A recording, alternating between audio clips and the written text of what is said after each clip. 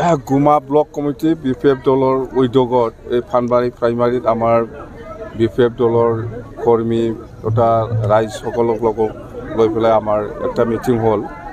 আৰু এইখিনি ৰাইজৰ যিটো প্ৰেজেন্স বা যিখিনি সহযোগ খুব ভাল বিপিএফ পালে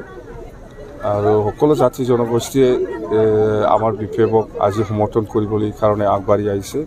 আৰু আমি গুমা ব্লক হিচাপে আমাৰ আগতেও জিকিছোঁ মাজত আমি কালি একবাৰ হাৰিছিলোঁ এইবাৰো আমি জিকিম গুমা ব্লক হিচাপে আমাৰ বিপিএফ দলটো খুব ভাল ষ্ট্ৰং কথাইতে আৰু এণ্টায়াৰ বিটিচিত আপুনি চাব গ'লে আমি কমেও 25টাৰ তলত আমি নাপায় আৰু ইউপিপিএল হিচাপেতো আজি শেষ আৰু আমি আজি বেলেগ কথা পতা নাই সব মিটিঙত যেতিয়া চৰকাৰ আহিব বিপিএফে চৰকাৰ অহাৰ পিছত কি কাম কৰিব এইবিলাক কথাটোহে আমি ৰাইজৰ ওচৰত প্ৰচাৰ কৰি আছোঁ বেলেগ কথা পতা নাই আমি সব মিটিঙত সেইটোৱে যেনিবা আমি চৰকাৰ অহাৰ পিছত মাটিৰ পাট্টা দিয়াৰ কথা আৰু ইয়াং জেনেৰেশ্যনৰ কাৰণে আমি কি কৰিম আৰু আত্মসহায়ক গোটৰ কাৰণে আমি কেনেকুৱা পইচা দিম বা গৰীব শ্ৰেণীৰ যিসকলে লেবাৰ কাম কৰি পেলাই খায় সেইবিলাকৰ কাৰণে আমি কি দিম এইবিলাক কথাটো লৈহে আমি প্ৰচাৰ কৰি আছোঁ বেলেগ নাই দেই হা বিটিচি নিৰ্বাচনটো আজি ছেপ্টেম্বৰত হ'ব বুলি আমি শুনি আছোঁ মুঠতে গভৰ্ণমেণ্ট নটিফিকেশ্যন এনেকুৱা অহা নাই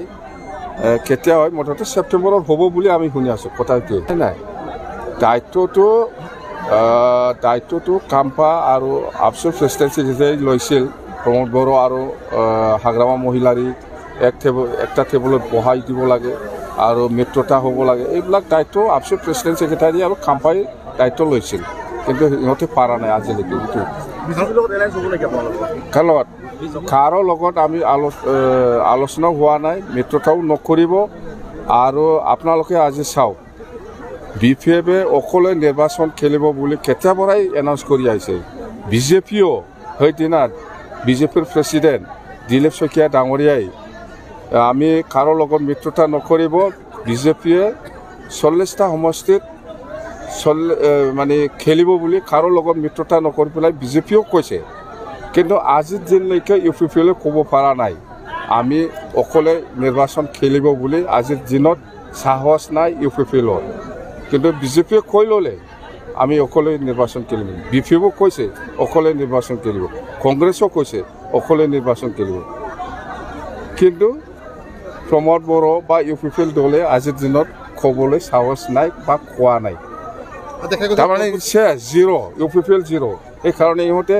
বিজেপিৰ লগত মিত্ৰতা কৰিব পাৰি নেকি সেইটো চেষ্টা কৰি আছে কিন্তু অলৰেডি এনাউন্স আজি চুপচাপ ইউপিপিএল